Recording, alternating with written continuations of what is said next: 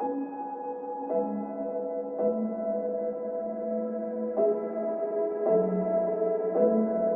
howdy guys. If this looks kind of weird because it's not a watch, well, guys, y'all are smart because it's not a watch. This is my first ever fragrance review. I've been talking about it on my watch reviews. Now I finally just pulled the trigger and said, you know what? Let me just get one out the way. I've been collecting fragrances for about 10 years. I have at least 100 fragrances. So it only makes sense that I add it onto my channel. So my channel is surreal reviews. It's not surreal watch reviews. So literally it could be reviewing anything. Fragrances are the next chapter. It was a little difficult as far as figuring out which fragrance to review because I just have so many, and I have so many that are close to the heart that I have great experiences with. But you know what? I was like, let me just make it kind of easy on myself and just review a current hype fragrance in the community. And so I just went for this one. And you can't really tell because the letters have slowly chipped away. I do not know how and why, but this is Haramain Détour Noir. Now let's get into the notes of the fragrance. Alright, so top notes we have almond, jasmine, and cypress. Middle notes we have amber, cedar, heliotrope. And the base notes we have vanilla, musk, and sandalwood. And most of y'all probably know which fragrance this smells like, but I'll bring that up in a few segments from here. So as far as what I smell when I immediately spray the cologne, I do get a lot of vanilla, surprisingly a little bit of floral, so maybe the heliotrope, I get a little bit of that, and some sandalwood. Now as the fragrance develops and later in its life, the sandalwood kind of lessens and more of the cedar and cypress kind of come up. So I do get, to my nose, right? This is all subjective, guys. Everyone's nose is different. But I do start getting a lot more woods along with this like tingling resinous amber. And the vanilla is always there throughout the fragrance, which I love because I love vanilla fragrances. The next segment is performance. So for longevity, well, look guys, let me just get this clear. My skin, I guess it's dry. From what I've read, that's the excuse on why fragrances just don't last long. It's not me becoming nose blind or my olfactory is fatigued, because I can literally do a side by side with a friend, the same fragrance, all that good stuff, and almost 9 times out of 10, whoever it is, the same fragrance will last a lot longer, have better projection and all that stuff. So I'm just gonna go with dry skin, or just maybe simply the skin chemistry. So for me, I'm not gonna say take it with a grain of salt, but I'm just gonna give you my experience from. So longevity, I get, I'd say about 5 hours. The first 2 hours or so, you can kind of get a nice little bubble, and then it becomes a skin scent for me after 3 hours. And I know it's a beast mode for some people. Any fragrance, I guess, could be beast mode for that certain person. Projection, I'd say 2 feet. First hour or two, and then like I said, it becomes a skin scent after the 2 hour mark. Ciliage or ciliage, I'd say it's moderate, and the concentration for this fragrance is Eau de Parfum. I know EDPs are becoming more and more popular nowadays. I guess they're becoming cheaper as well, because back in the day when I started collecting fragrances, EDPs were like pretty special.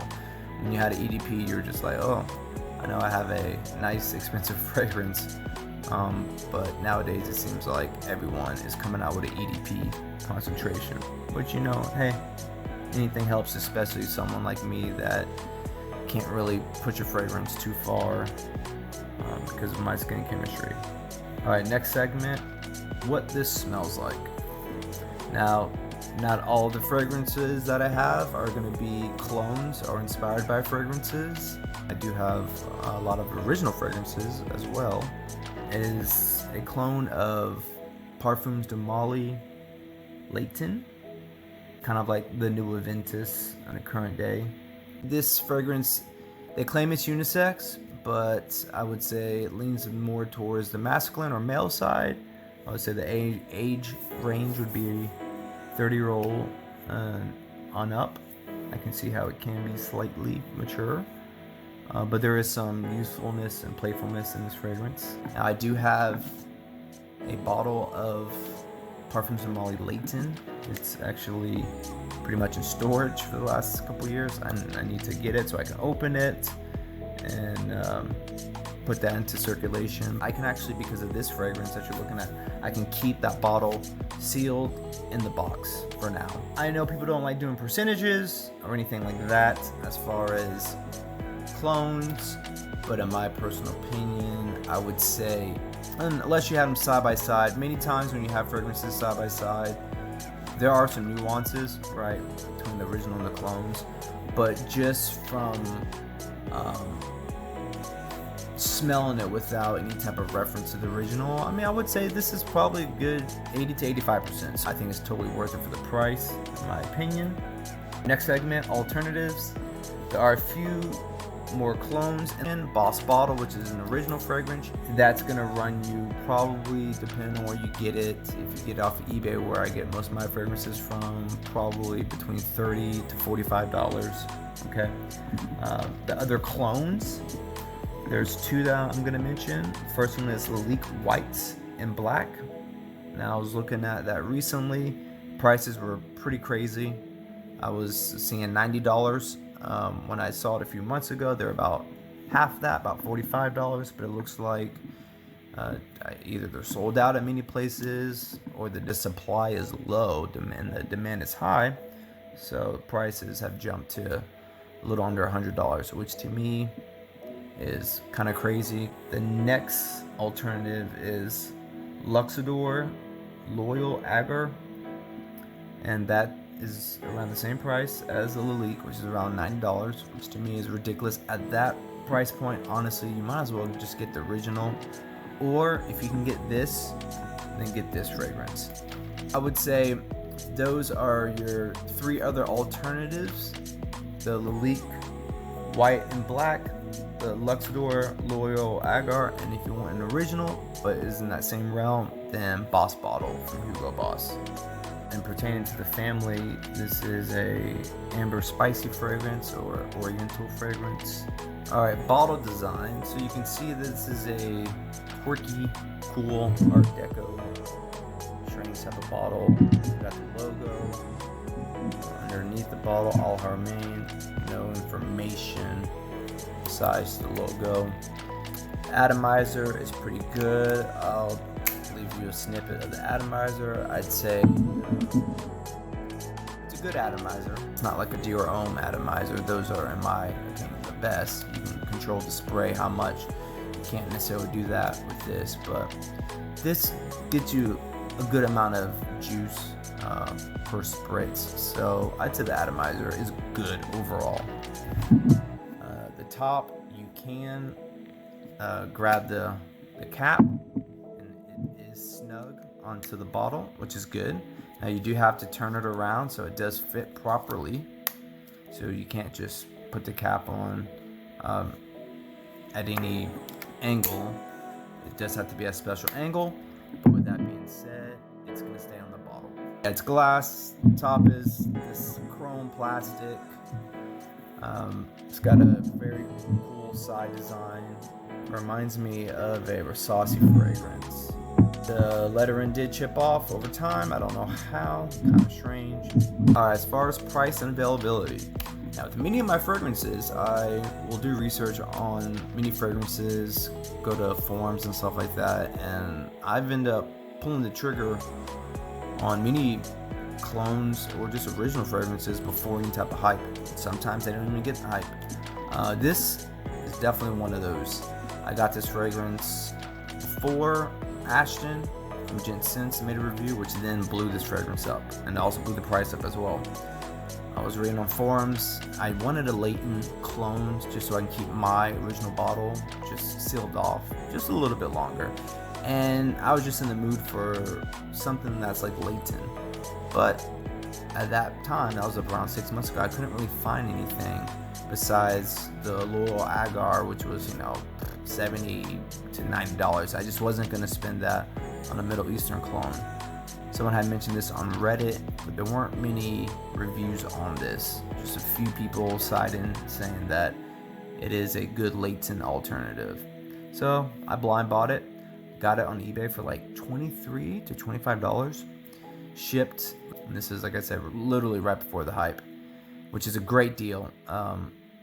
But now the prices, I checked this week, they're about double, so about $50. I think at that price point, it's still good. I would not want this fragrance to go any higher than that. Of course, it will if it gets discontinued out of nowhere. But I would say that for the price point, this is a good buy. Is it a blind buy? I think this fragrance in general is pretty safe for the most part. It's nothing too daring like Your Homme Intense. Definitely, if you like Layton, I think you will like this. And if you just want something you can carry with you, an atomizer and spray. So even at $50, I think that's a pretty good price. Obviously, cheaper would be better. I think what I paid is what this should be sold at. I say between 25 to 35 would be a great price range. And with a lot of things, like with Armand fragrances or any hype fragrances, once a hype does kind of die down, I think you will start seeing prices get down. As far as availability, on eBay, they're available. There's multiple sellers that are selling this. And final thoughts.